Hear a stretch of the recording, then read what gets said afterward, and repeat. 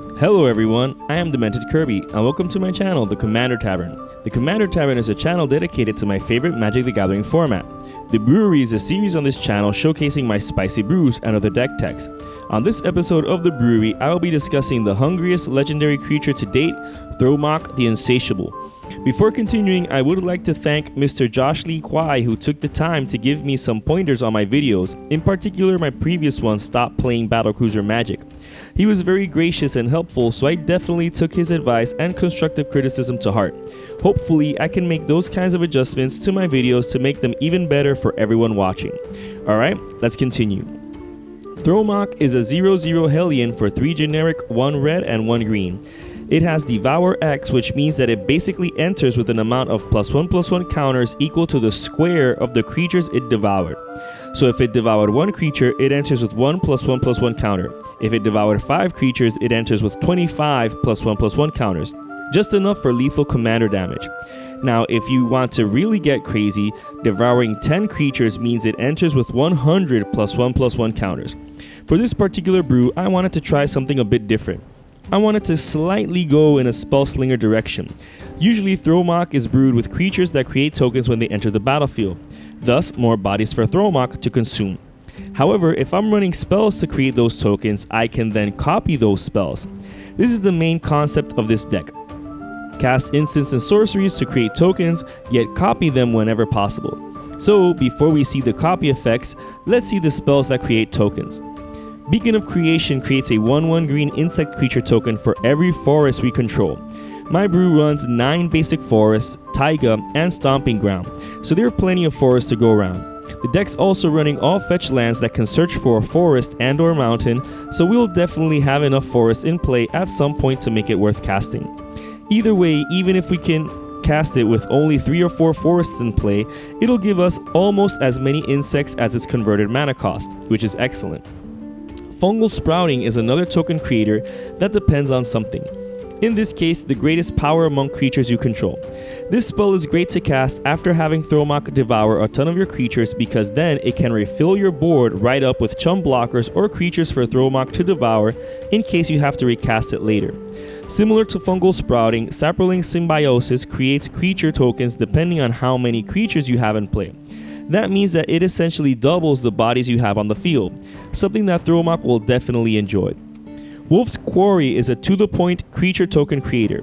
It's costed fairly as well, since it gives 3 tokens with an ability for 6 mana. Their ability is pretty relevant in the deck since Thromok will surely devour them, so flavor points there. But since we're copying spells as mentioned earlier, this will generate value in the long run. Other token spells are even more situational. Arachnogenesis is preferably cast when we're attacked with a ton of creatures. The deck usually only has Thromok in play, or maybe not enough creatures before we're casting or recasting it. This paints a target on our back. Casting this in response to an alpha strike is not only an excellent way to protect ourselves, but we also create food for Thromok as well. Fresh Meat is similar to Fungal Sprouting in that we usually want to cast it after Thromok has devoured a ton of creatures. This will refill our board with an amount of 3/3 beast tokens equal to the amount of creatures Thromok devoured. This can be done in order to create chum blockers to protect us from opponents' creatures. In any case, it also leaves creatures on the field in case we have to recast Thromok later on.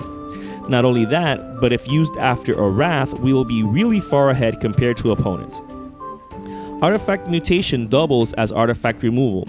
Normally, artifacts in Commander games are mana rocks, but every now and again, opponents will play an Akroma's Memorial or a Vedalken Orrery. This is the perfect spell to get rid of those artifacts while also gaining creature tokens in the process. The Synergy. The last token creator doesn't really work on its own, so I wouldn't consider it a token creator per se.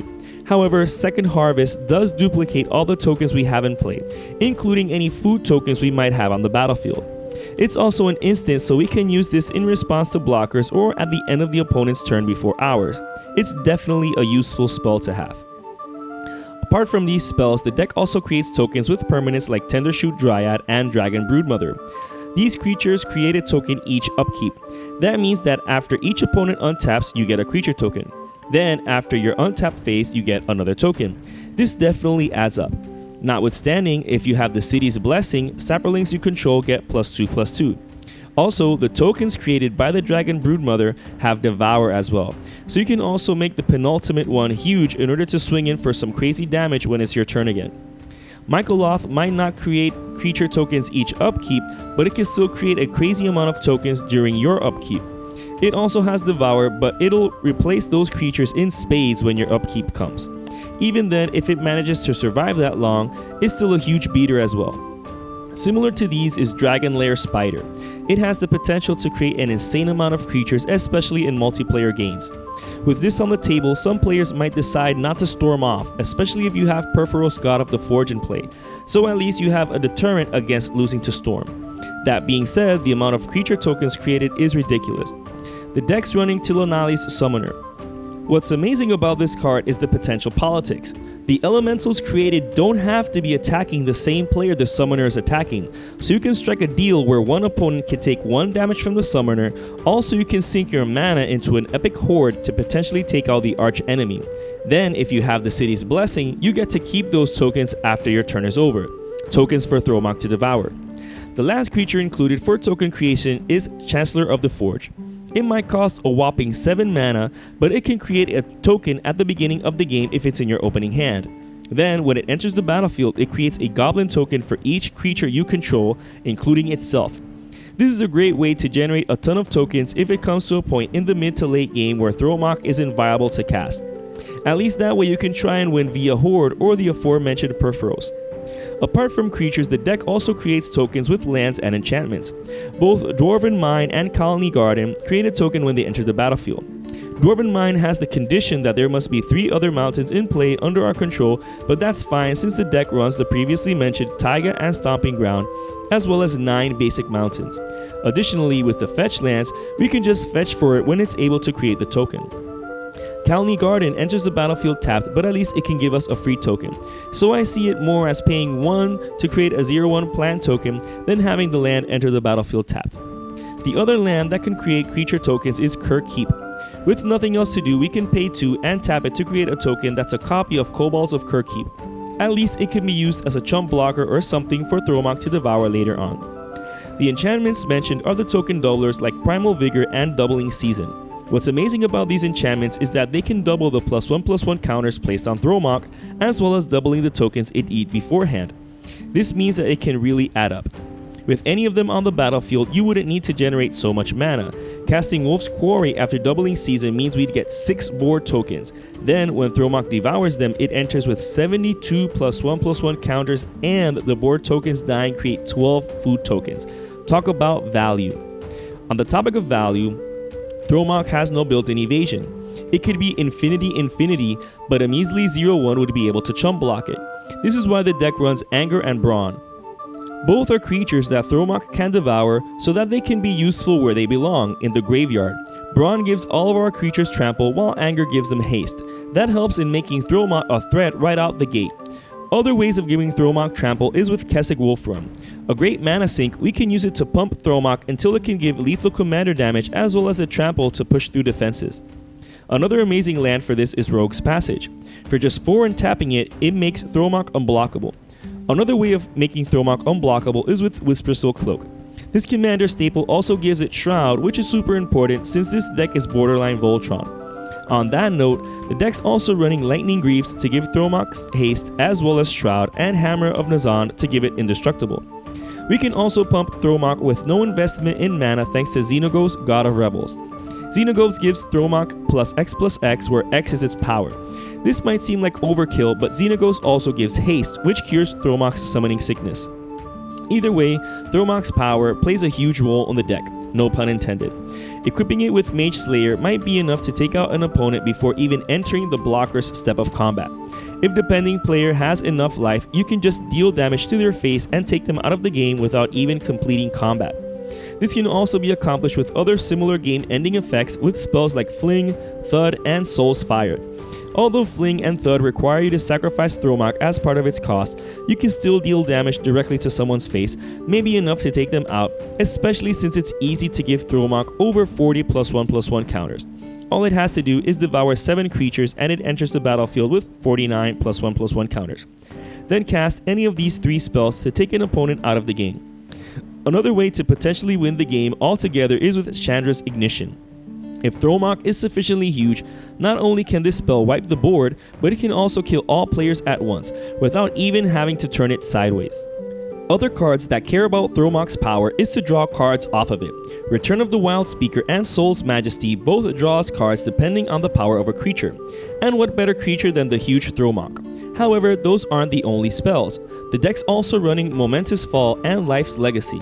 Unfortunately, these require sacrificing Thromok, but sometimes you reach the point of desperate times calling for desperate measures. However, not all card drawing spells are going to depend on the power of a single creature. Collective Unconscious and Shamanic Revelation both draw spells off of how many creatures we have on the board. This is a great spell in a deck like this with all the potential creatures we can have in play, at least until Thromok devours them. To note, the deck can draw into ridiculous bursts of cards, which is why I'm running Reliquary Tower in case Thromok draws us well over half the deck. The deck's also running Elixir of Immortality to shuffle everything back in the library in order to be able to draw into later on, especially any non-token creatures Thromok devoured or any key cards or opponents have destroyed so far. Either way, it's also an additional way to somewhat prevent us decking ourselves. If we have to discard too many cards, this helps shuffle them back into the library. Another card that turns weak tokens into card draw is Skull Clamp. With so many creature tokens having a toughness of 1, Skull Clamp makes it easy to draw cards in a pinch for just 1 mana each time.